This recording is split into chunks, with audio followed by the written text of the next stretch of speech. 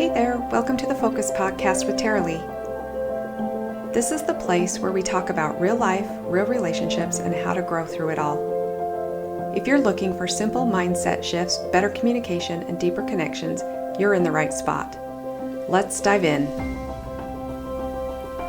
Hi, welcome back to the Focus Podcast. I'm Tara Lee Eddington, marriage crisis coach and creator of the Focus Framework, and we're in the middle of a series that is really close to my heart, the 7 connection killers. These are the quiet things that slowly chip away at emotional safety and connection in your marriage. Not always the big dramatic things, but the small everyday patterns that over time make you feel like roommates more than partners. So we've already talked about misguided expectations and we've talked about addiction to distraction. Today we're going to talk about the connection killer number 3, which comes from Dr. Matt Townsend's work. He calls it our preference for novelty. If you've ever thought, we used to feel so electric, what happened? Or did we lose the spark? Is this it? Is this just us now? Then stay with me because that's exactly what we're diving into today. And the good news is there's a really beautiful hack for this particular one. Matt Townsend calls it practicing caring curiosity with your partner. And we're going to walk through what that means and exactly how to do it this week. So let's start with the fact that your brain is not broken. Our brains are actually wired to love what's new. Inside your brain is a little chemical messenger called dopamine. I like to call dopamine your shiny helper. Its job is to tap you on the shoulder when it thinks something is exciting, rewarding, or very interesting. New things are what light up dopamine really well. A new person, a new story, new experience, which is why the beginning of a relationship often feels really intense. So think back to the early days with your spouse. The late night talks, the butterflies when they texted, the way you could stay up way past your bedtime and not even feel tired. Your brain was like, yes, more of this. This is fun. Dr. Matt Townsend calls that the yearning stage of a relationship. It's full of energy and chemistry and excitement, but not a lot of clarity.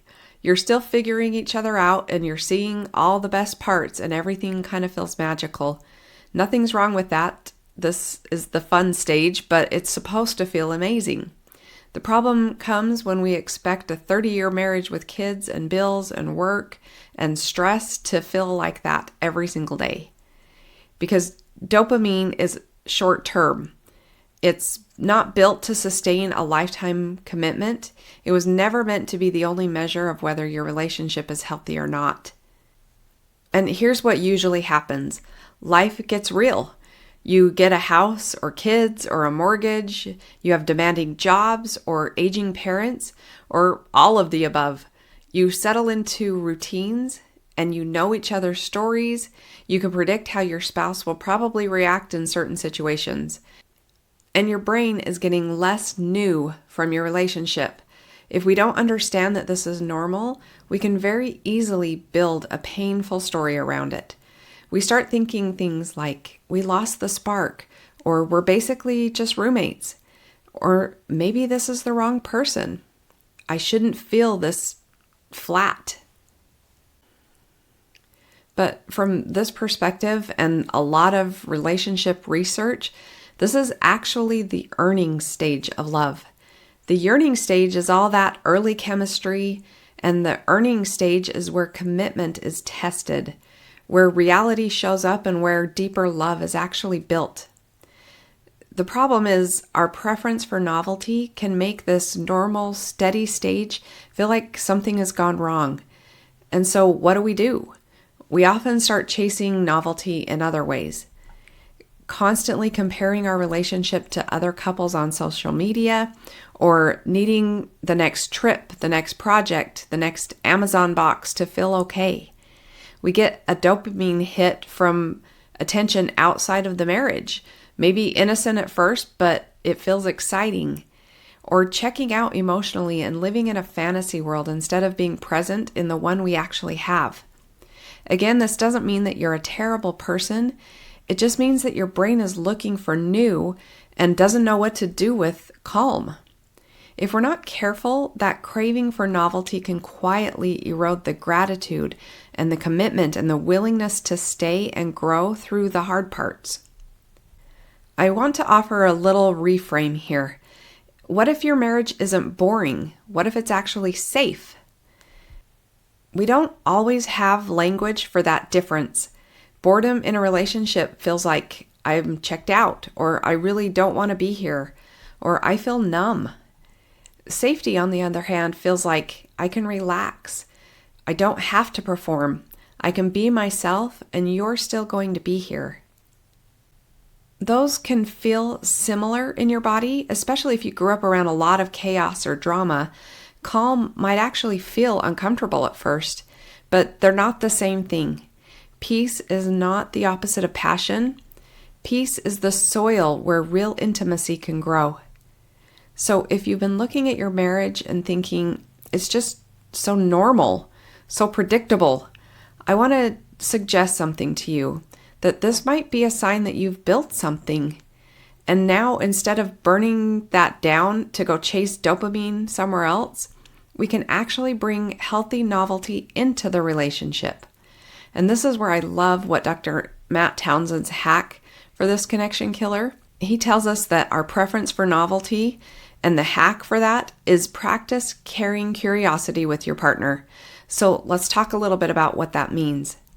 Curiosity is simply a strong desire to know or learn something. That's it. It doesn't have to be complicated. There's a quote by Stephen Covey that says, "You never step into the same river twice." The idea that the river is always changing, and so are you. I think that's true in marriage too.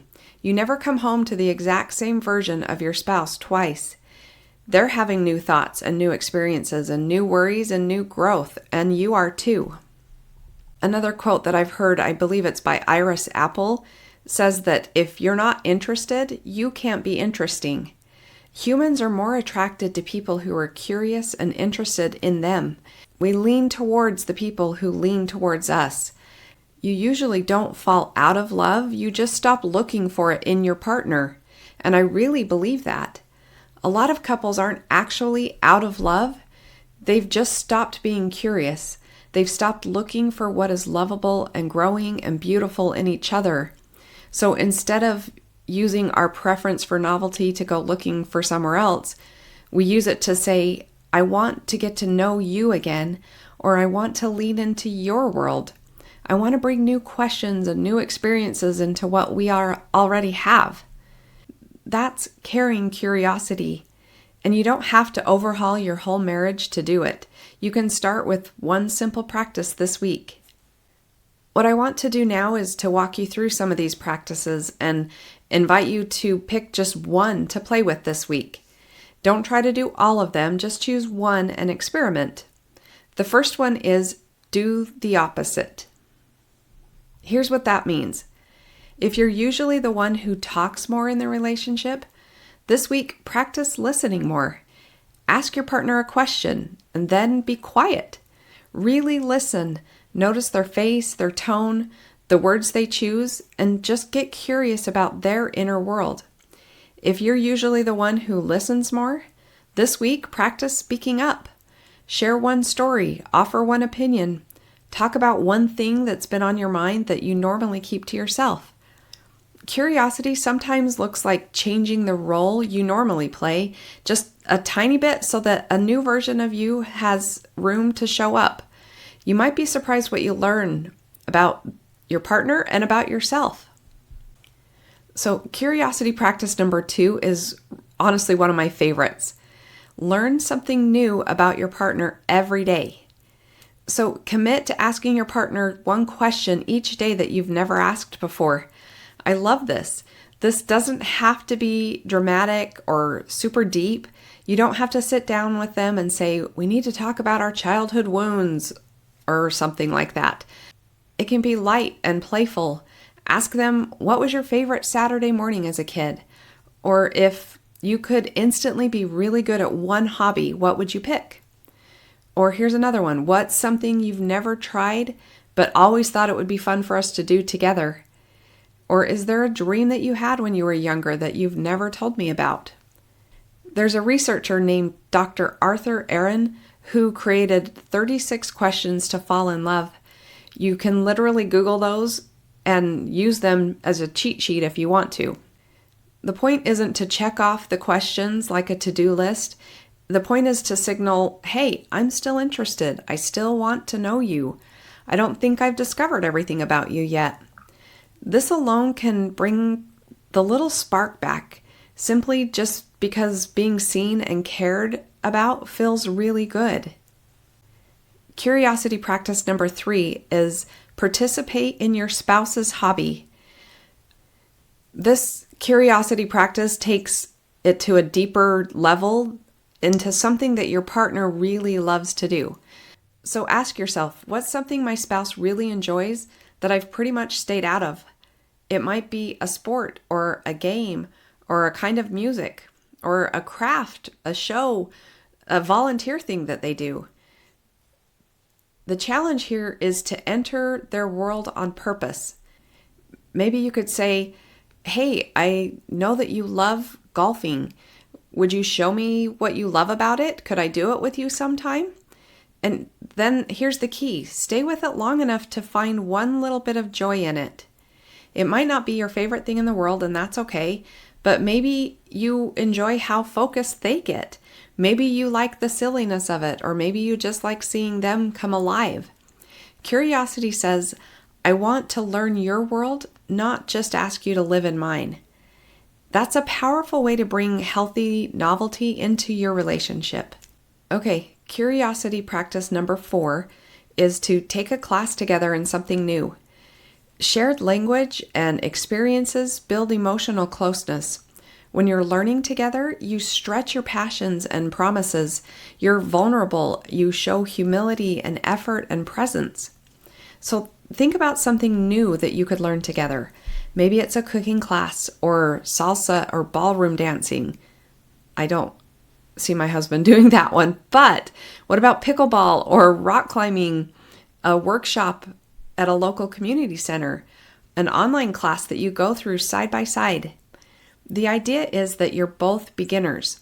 You're both a little awkward and you both have to laugh at yourselves and ask questions and figure it out together. That shared vulnerability and shared language, the remember when we tried that moments, those are connecting you. And they also give your novelty-loving brain a little bit of new in a way that's completely aligned with your commitment. Okay, curiosity practice number 5 is to go deeper emotionally with each other.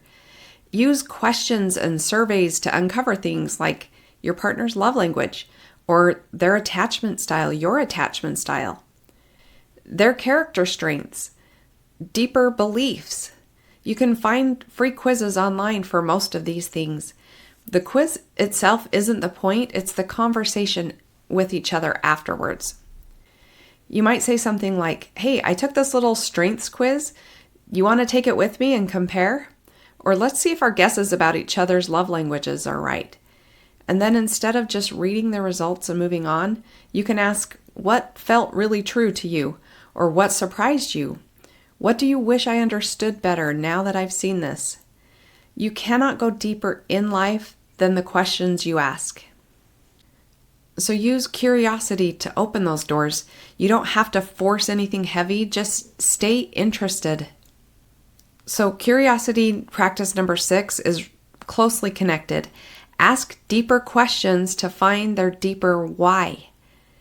So when your partner says something like, work has been really stressful, you can respond with curiosity. Tell me more about that. What's been stressful? Or if they share an opinion that maybe you don't fully agree with, instead of shutting down, you can ask them what experiences led them to see it that way, or what feels important to you about this. It doesn't mean you have to argue. Curiosity just means you're willing to understand. Often when we aim for novelty, we're scanning outside of the relationship for something interesting. Carrying curiosity says that my partner's inner world is still incredibly interesting if I'm willing to ask and listen. So curiosity practice number 7 is to do something exhilarating together. This one is super fun. It's doing things like go bungee jumping or go-kart racing or river rafting. Now, you don't have to do anything that feels totally unsafe for you. The idea is simple. Choose something that feels exhilarating for both of you. Research shows that when couples do stimulating things together, their sense of excitement and novelty gets tied to each other, not just the activity. So in a way, you're teaching your brain, my person is where fun is. New plus exciting can exist inside this relationship too. This can be a really beautiful way to meet your brain's craving for novelty without blowing up the safe foundation that you've built. Okay, so let's bring this all together. We talked about how our brains are wired to love what's new. That's dopamine's doing its job. And how the relationship becomes familiar and steady. Our preference for novelty can trick us into believing something is wrong. We've talked about the difference between boring and safe. And most importantly, practice carrying curiosity with your partner. And remember, curiosity says, you're not a finished puzzle. I still want to learn you. It says that I'm willing to step into your world and not just ask you to live in mine. It says I will bring new questions and experiences into our familiar life instead of running away from it. So here's your challenge for this week. Pick one curiosity practice that we talked about and try it for 7 days. Just one. Maybe it's doing the opposite, talking less or talking more depending on your usual role, or asking one new question every day, or joining your spouse in a hobby that they love, or maybe it's planning a simple class or new activity that you can learn together. Or maybe it's taking a quiz and having deeper conversations about the results. Or it's planning one thing that feels a little extra exhilarating to both of you. Don't overcomplicate it. The goal isn't to become a perfect partner overnight. The goal is to start looking for love again in the person you already chose. You don't need a brand new love story. You need new eyes and a little curiosity for the one you're already in. So if this episode is stirring things up for you and you're thinking, okay, this is us, but I don't know where to start, you don't have to figure it out alone. You can read this week's blog that goes along with this episode. It's all about our preference for novelty and how to bring healthy new into familiar love. I'll link that in the show notes, or you can find it at peacefulheartjourney.com/blog. Or if you're craving a conversation that's just about you and your situation, you can book a free marriage clarity call with me at peacefulheartjourney.com. We'll look into what's really going on and what's keeping you stuck and what a next step towards peace and reconnection can look like for you. And if you're ready for deeper support, my Marriage Breakthrough Program is a 12-week coaching experience where I walk through these connection killers one by one and rebuild safety and communication and hope together. Again, you can find that at peacefulheartjourney.com. Thank you for spending this time with me today. I love that you're here and that you care enough about your marriage to listen and to think and to try something new. Remember, novelty fades, but depth does not. Just go be a little more curious with your spouse this week, and I will talk to you next time. Thanks for hanging out with me today on the Focus Podcast. If something stood out or helped you in some way, feel free to share it or leave a quick review. It means a lot. Keep showing up, keep growing, and I'll catch you in the next episode.